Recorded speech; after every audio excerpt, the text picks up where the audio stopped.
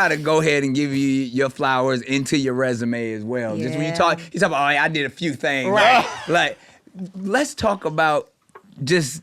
First of all, I believe I'm gonna let you tell the story, but the difference between even working on something, was it Apocalypse Now or no, Full Metal, or which one? I did Aliens, but it was. But I got offered a Full Metal Jacket by Stanley Kubrick at the same time. Yeah. And James Cameron wasn't a big director at the time, but Stanley Kubrick, every actor wanted to work with Stanley Kubrick. You know, I mean, he had done so much. And you turned down working with Kubrick to work on Aliens. But now, because wasn't it something about, again, talking about your audition experience, and like James Cameron loved you so much that he like literally wanted you in the movie and wrote something specifically for you, and that's the role that we see in Aliens. Brother's been doing his homework on me. Huh? Yeah. Nick, come on, Nick. Come on, Nick.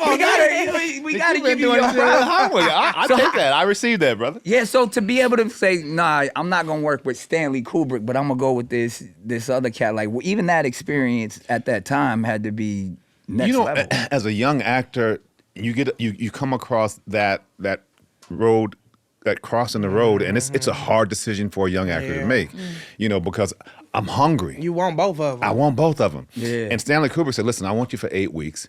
And I had met with James Cameron first, and he read me for the lead role.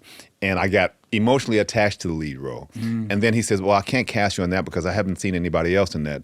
And I'm young and dumb and cocky, and I was like, well, if that role's not available, then I'm not interested. And then he said, will you do me a favor? Before you accept anything else, will you just come back and see me?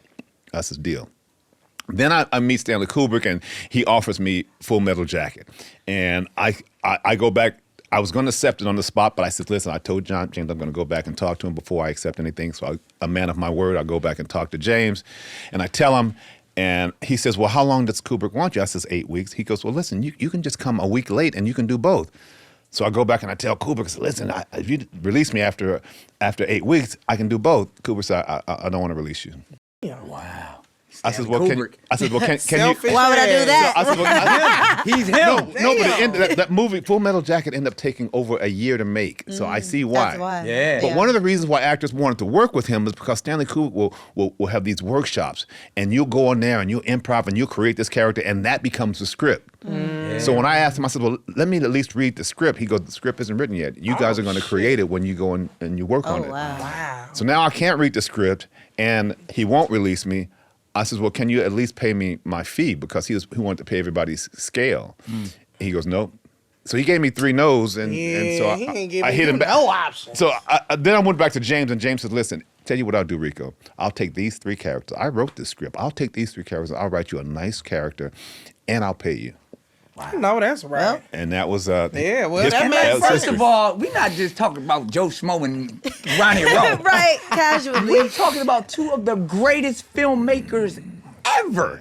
James Cameron is the guy with the highest box offices ever. Like, we'll start with Aliens, but then we'll go to Terminator. Then we'll go Titanic, to Titanic, Avatar. And then we'll go to Avatar. Wow. That Crazy. James Cameron is I'll write you something. Yeah, yeah. And then Stanley Kubrick is Kubrick. Yeah. You know, from Full Metal Jacket on to Space Odyssey and all. It was a hard decision, brother. It was hard. And just to know that you still just grinding and still putting in the work as an actor today, man. My hat's off to you. Like I said, I think if you haven't received your flowers, especially in a public setting, we're gonna do it here today. Okay. With this ass whooping.